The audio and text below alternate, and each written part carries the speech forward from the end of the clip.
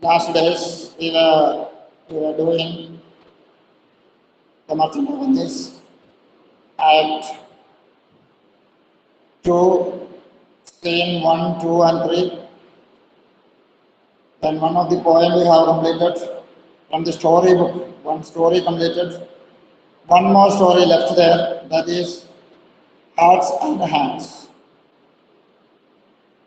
The story Hearts and Hands in your book, story number 4. Introduction part, all of you look at it. The Hearts and Hands story, written by O. Henry. O. Henry was born on September 11, 1862, in Greenport, North Carolina. His father was Dr.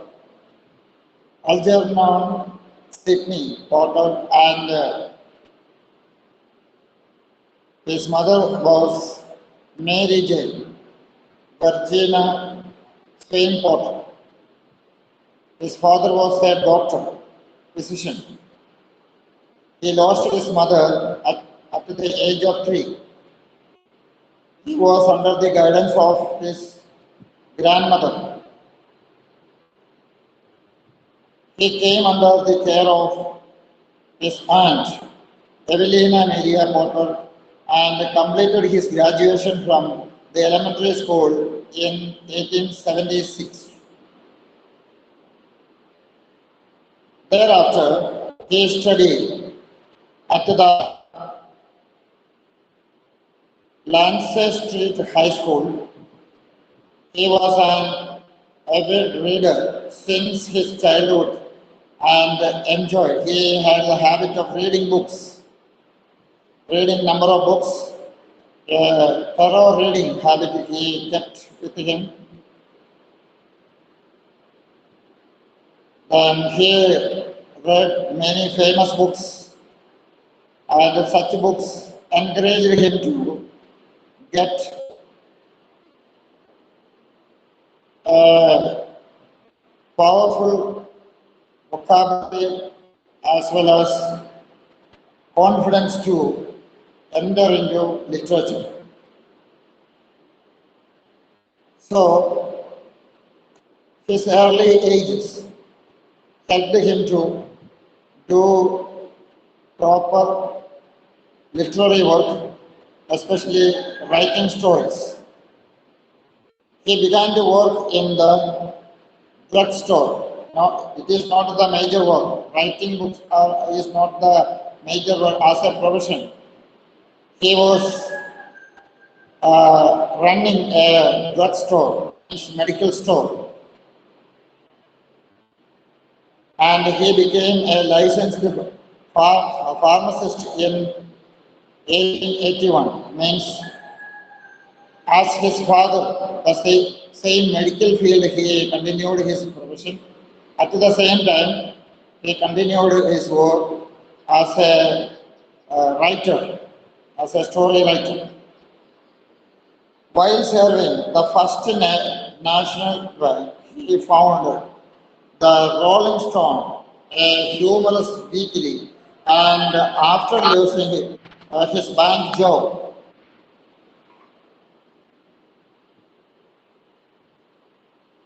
he devoted full time in the weekly with published his sketches, short stories, apart from satirical and political work. Satirical means his direct meaning is one, but indirect meaning is to criticize something. So, like that satirical way of literature he followed, and he became a full-time writer and a full-time literature field. He took it as his profession. So, like that, he wrote many stories during his literature field where he ended. He continued for a long period of time as a writer. During that time, many stories he has written. One of such story name is Hearts and Hands.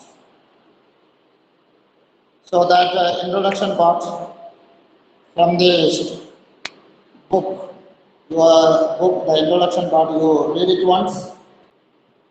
Let us start the story. In this story, Hearts and Hands, there are four major characters. One is Mr. Easton.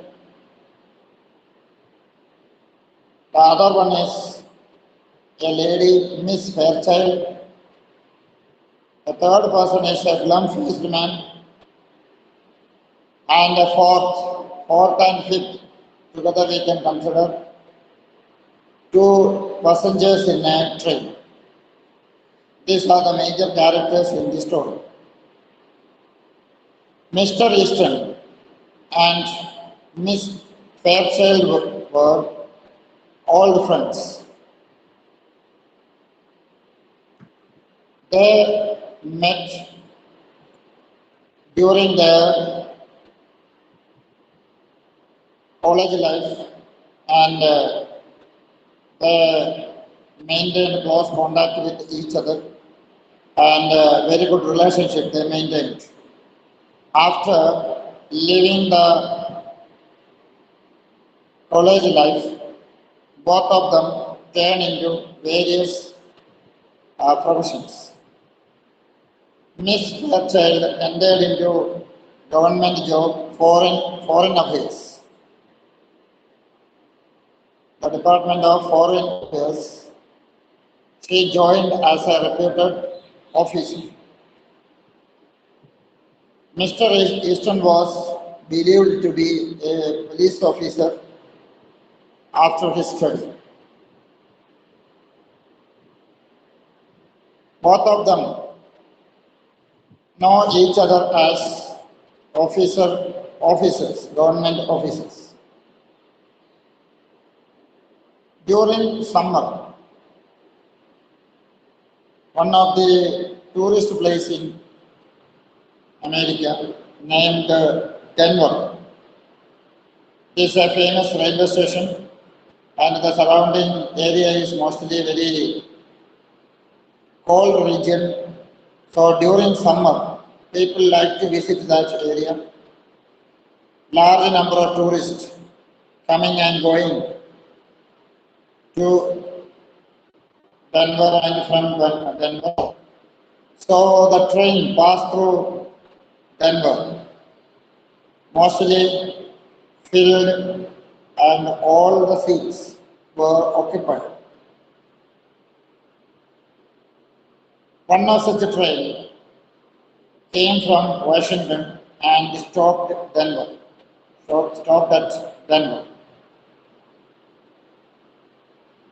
A large number of passengers stepped down from the train.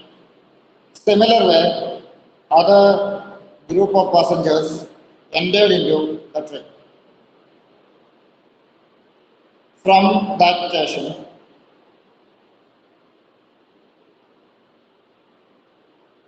Mr. Easton, with his fellow man, a rough-faced man, both together come to the seat where they have booked their ticket. When they reached there, it was very difficult for them to occupy their seat. With a lot of difficulties, both of them together sat down on their seat and within short period of time, all the seats occupied by various passengers to various destinations. When he sat down, a lady, a beautiful lady, was sitting just opposite of their seat. When he looked at the lady, Mr. Easton came to know that The lady is very familiar to him.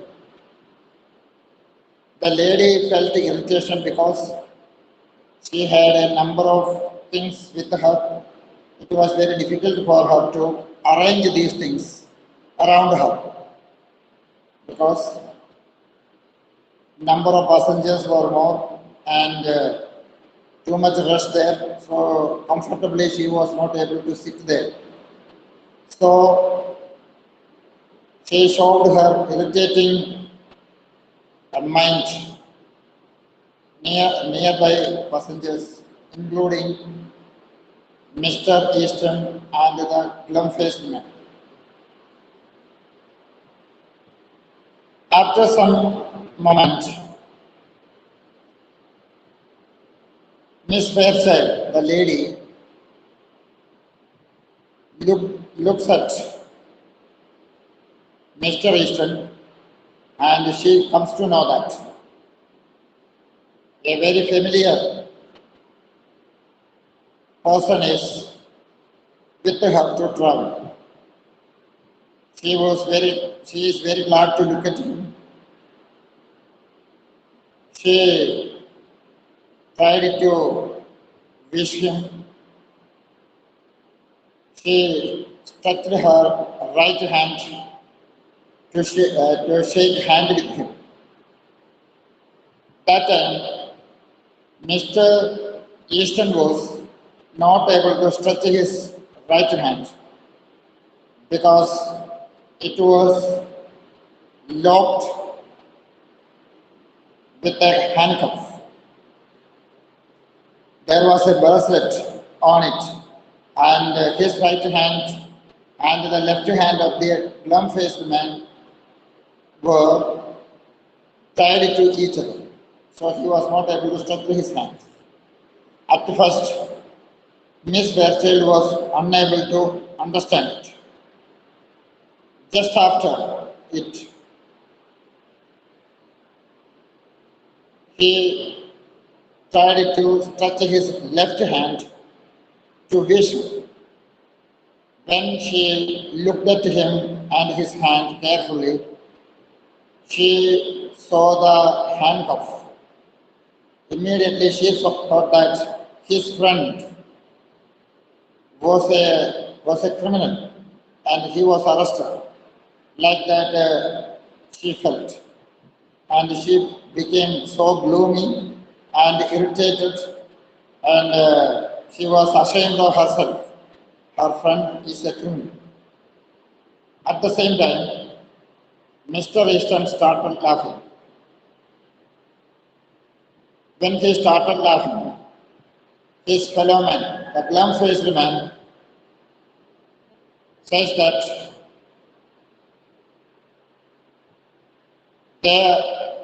he is taking him to, Mr. Easton is taking the other man to Leavenworth prison. And there was a punishment for 7 years imprisonment given by the court.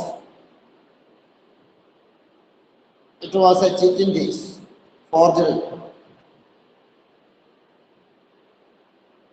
After listening it,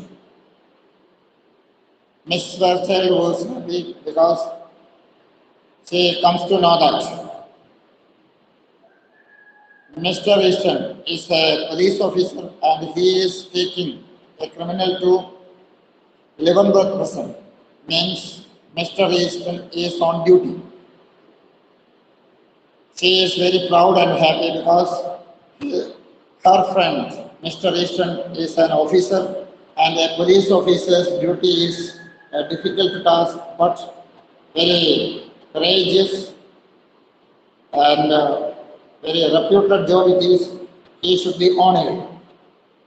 Then Miss Fairchild started talking about her old time, about her profession.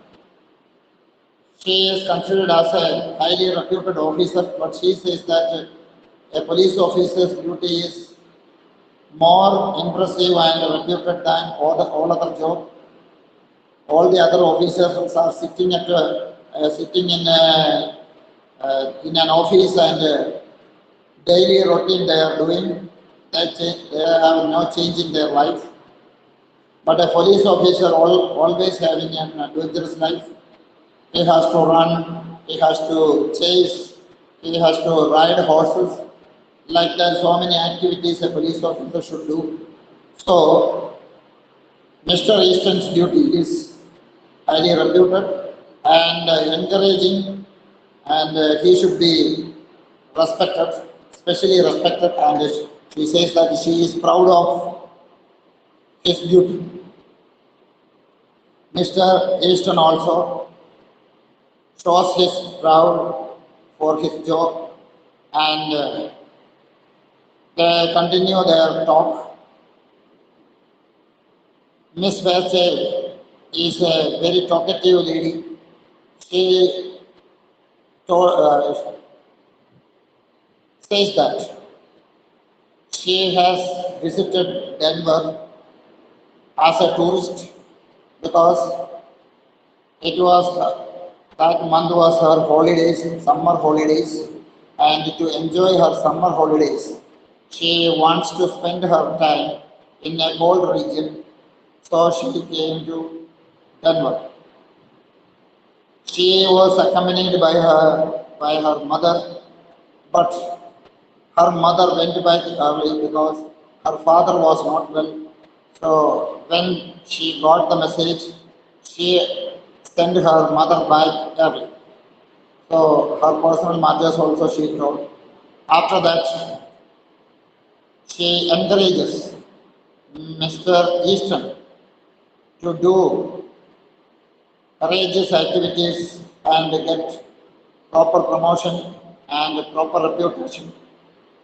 And that will be a matter of proud for Miss Fairchild to remember. So like that, so many personal matters they discuss. When they discuss these matters, the glum-faced man, whose hand was locked to his hand, told that he needs, says that he needs a smoke and a drink because according to the rule in America, a prisoner also should have given all the human rights as equal to the people living free. Those who have the habit of drinking alcohol and smoking should be provided with minimum smoking material and alcohol. While they are traveling, the glum-faced man has the right to ask for a smoke and a drink. But in the American trains, the smokers are not allowed to smoke anywhere, and those who are interested to drink, they cannot sit on their seat and drink. For that, a special cabin is arranged in the train, and they have to go to the smoke room, and there they can smoke. And at the same time, if they want to drink, there they can drink.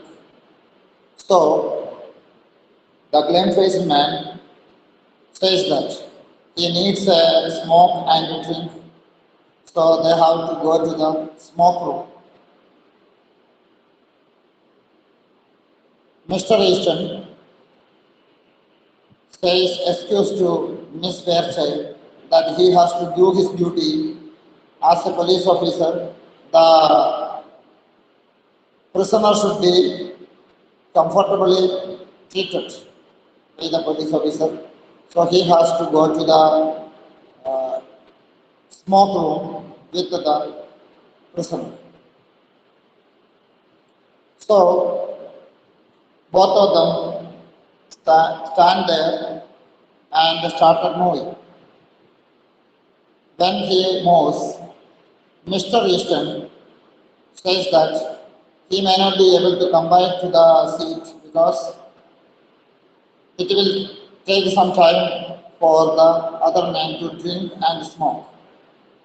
Within that time, the train may reach Leavenworth. Leavenworth was their destination, and there was the jail, Leavenworth jail, prison there, and both of them should step down there. So it was not possible for them to come back to Miss Fairchild. After after giving proper farewell, goodbye to each other, and both of them moves from there to the smoke room. When they leaves the place, just left the place, two other passengers nearby started discussing about the behavior of the police officer. They say that generally police officers may not be that much polite, especially young police officers never be that much polite. But this particular police officer is very polite in nature and a very good man. But the listener, another passenger, says that he is not able to believe that he is a police officer because a police officer never lock his right hand in a handcuff to lock with a criminal to take the criminal to court or somewhere else. All the listeners then come to know that Mr. Easton was not the police officer. Really, Mr. Easton was the criminal, and the glum-faced man nearby him was the police officer. The proof is the glum-faced man locked his left hand with the right hand of Mr. Easton, and Mr. Easton is really the criminal, and both of them acted each other perfectly so that Miss Fairchild should not understand the reality. So all the passengers reveals the reality of the incident, and everybody, including Miss Fairchild, come to know that Mr. Easton is really the criminal, and he has been given 7 years imprisoned for forgery, and the glum-faced man with him was the real police officer. So that's all the story. So all of you should read it, and if anybody having any doubts, you can ask it. From the beginning to end, the story should be read. Then only you may come to know, and if any doubt is there, you can make it clear.